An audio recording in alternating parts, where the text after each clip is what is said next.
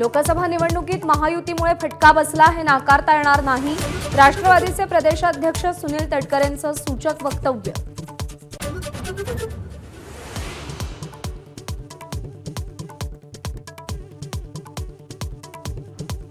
छगन भुजबळांनी शिवसेना सोडली नसती तर एव्हाना मुख्यमंत्री झाले असते, संजय राऊतांचं वक्तव्य।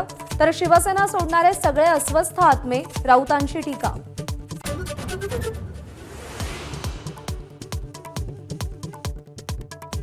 विधान परिषदेच्या 11 जागांच्या निवडणुकीची घोषणा, 12 जुलैला मतदान, त्याच दिवशी मतमोजणी।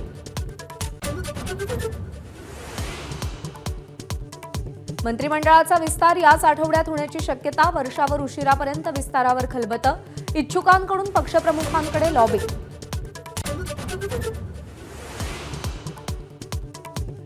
कार्यकर्त्यांकडून पाय धुवून घेणं ही काँग्रेसची खरी संस्कृती, नाना पटोलेंच्या पाय धुण्यावर सत्ताधाऱ्यांचा हल्लाबोल। कार्यकर्ता केवळ पाणी टाकण्यात मदत करत होता, पटोलेंची सारवासार।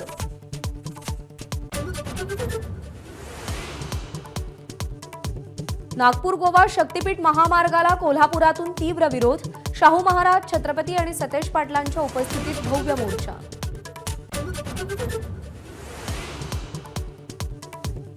बाळासाहेब ठाकरेंच्या मुंबईतील निर्माणाधीन स्मारकाची उद्धव ठाकरेंकडून पाहणी, काम व्यवस्थित सुरू असल्याची पोचपावती।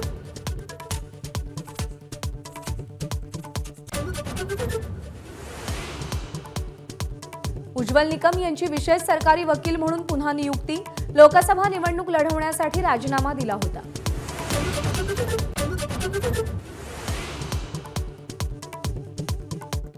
रत्नागिरीत भर पावसात औद्योगिक वसाहतीच्या कार्यालयासमोर डांबरीकरण, तर सोलापुरातल्या बार्शीत रस्त्याच्या निकृष्ट कामामुळे नागरिकांचा संताप।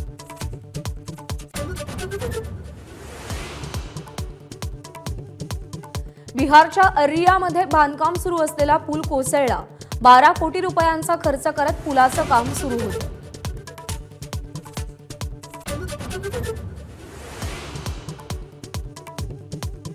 नीटच्या आयोजनात 0.1% जरी हलगर्जी असेल तरीही कठोर कारवाई करा, सुप्रीम कोर्टाची केंद्र आणि एनटीएला तंबी।